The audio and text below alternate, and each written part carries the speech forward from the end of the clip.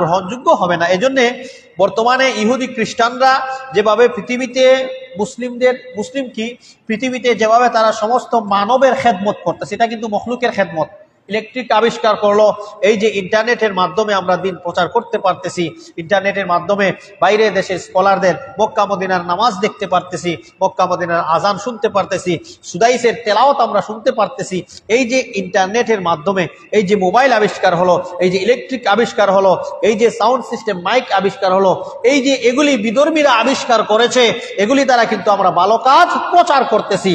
আর আদাল্লু আলাল খায়রে কাফাইলিহি, ভালো কাজের প্রতি পথ প্রদর্শক করেওয়ালা, ভালো কাজ করে যতটুকু সওয়াব পাওয়া যাবে, আমি যদি নামাজের জন্য আরেকজনকে নির্দেশ করি, নসিহা করি, সে নামাজ পড়ে যত সওয়াব পাইলো, আমিও তাকে এই ওয়াজ করার ফলে আমিও এই অতটুকু সওয়াব পাইলাম।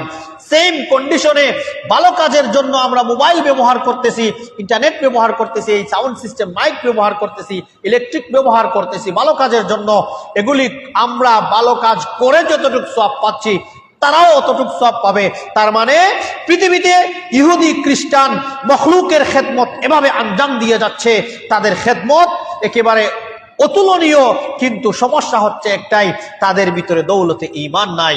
আর দৌলতে ঈমান না থাকলে আপনি যত ভালো কাজ করেন না কেন, যত একেবারেই মহামান্বিত কাজ করেন না কেন, এই জাতীয় কাজ আপনার পরকালে কোনো কাজে আসবে না।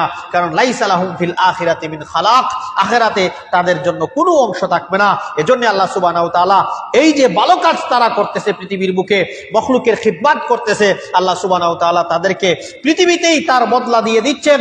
যার কারণে ইহুদি খ্রিস্টানরা মুসলিমদের চাইতে সুখে আছে, শান্তিতে আছে। কেন? যে তারা এই জাতীয় জিনিসগুলি আবিষ্কার করেছে, মখলুকের দোয়া পাচ্ছে। আল্লাহ আখিরাতে তাদেরকে কোনো কিছু দিবেন না।